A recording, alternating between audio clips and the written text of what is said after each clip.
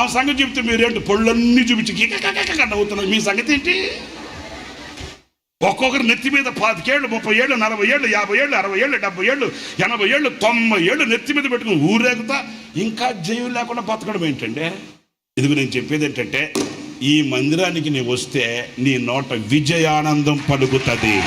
హల్లెలూయా, హల్లెలూయా. నీ నోట ఏ ఆనందం అండి? ఏ ఆనందం అండి?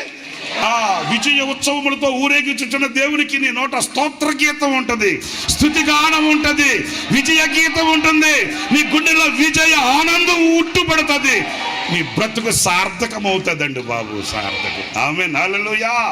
ఎక్కడ ఓడిపోయి, వాడిపోయి, చెడిపోయి, కుంగిపోయి, అనర్థాలతో, అపజయాలతో అపజయాల ఓట నెత్తి మీద పెట్టుకుని ఊరేగాల్సిన అవసరమే ఉండదు.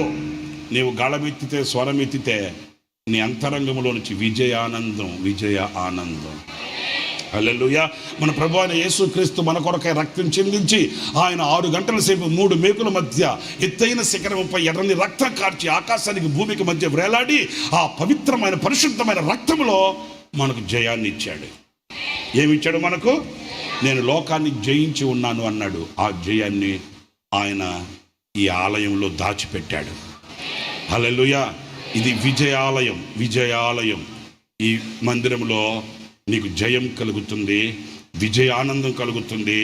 నువ్వు ఎక్కడ కూడా వెనుకడుగు వేయకుండా నీవు కోరిన రేవుకు వెళ్ళగలిగిన స్థైర్యం కలుగుతుంది.